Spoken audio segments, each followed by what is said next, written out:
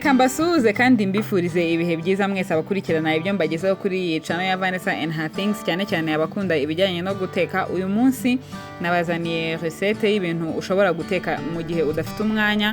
Hariho nk'abantu baba abaseribateri cyangwa se ari no mu yindi mibereho udafite umwanya uhagije wo gutegura ibyo kurya.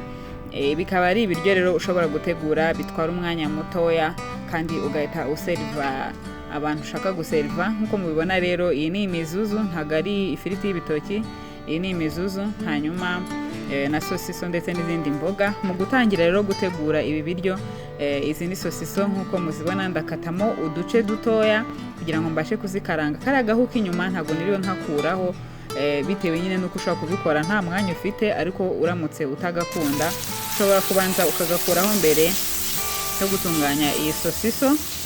Ikindi gituma ntakunda kugakuraho nuko mbona bise binyanyagira, inyama zimwe zikanyanyagira. Nyuma rero yo gushyira za sosiso mu mavuta, ndakora chou fleur, ndakoresha igice gusa bitewe na quantité y'ibindi bintu ndi bukoreshe ndetse n'abantu nkeneye guseriva. Ni igice gihagije, igice kimwe nyine cya chou fleur kirahagije. Ndakatamo rero dutoya nkuko mubibona, ndi gukatamo uduce dutoya cyane muri za chou fleur. Hanyuma nimara kuzikata neza, ndahita nshyira muri za sosiso nari natangiye gukaranga mu kanya kashize.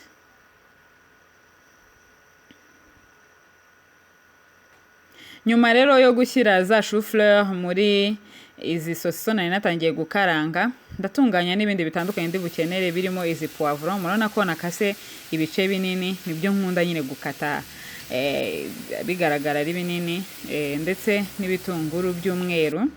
Hanyuma mbishyira muri bya bindi nari namaze gutegura bya sosiso ndetse na chou fleur, shyiramo n'umunyu mukeya uringaniye. Hanyuma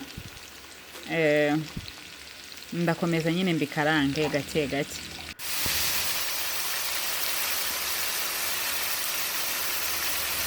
Nyuma rero yo gushyiramo ibitunguru ndetse na za poivron, ndetse nkagerageza kurindira akanya gato yo kugira ngo bibe bishya, ndahita nshyiramo black pepper. Ni ikirungo nkunda cyane, nkunda gushyira mu biryo hafi ya byose nteka. Cyongera uburyohe mu byo kurya cyane.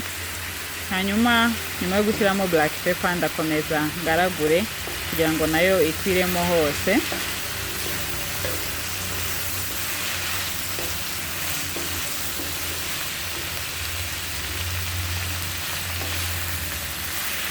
Nyuma yo kugaragura ya pepper rero muri bya biryo namaze gutunganya, ndahita nshyiramo n'inyanya.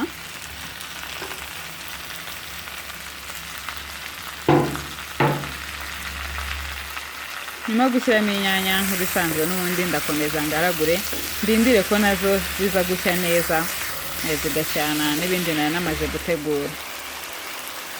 Murabibona rero ko byatangiye kuzamo n'agasosi. Urabona ko inyanya zatangiye kugenda zizanamo isosi muri bya biryo nateguye. Nyuma y'akanya gatoya nk'iminota 4,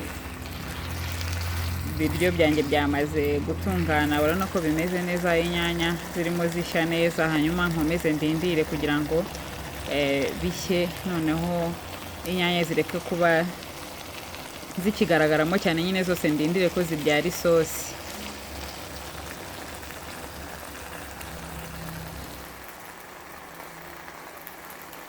Murabibona rero yuko mu by'ukuri za mboga zatunganye, nuko nguko nta kindi kintu kidasanzwe nashyizemo. Ntabwo ngiye nshyiramo sauce tomate, biriya mwabonye nakoresheje nibyo nyine byonyine nakoresheje, kandi bitwara umwanya muto cyane kubitegura.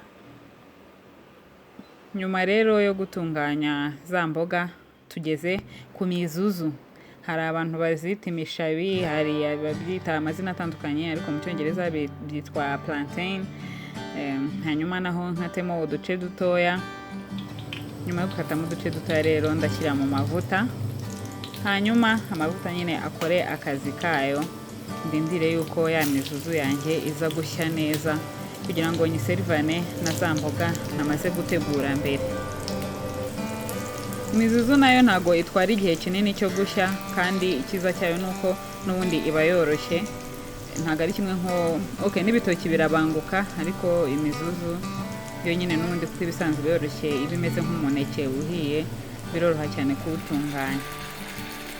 Ya mizuzu rero iminota mike cyane, iminota 3 gusa niyo bitwaye kugira ngo bibe bitunganye, kako itari na myinshi. Ngeze umwanya wo guseriva rero bya biryo byanjye, ndafata ya mizuzu nshyire ku isahane, hanyuma nshyireho na za mboga nari natunganyije mbere.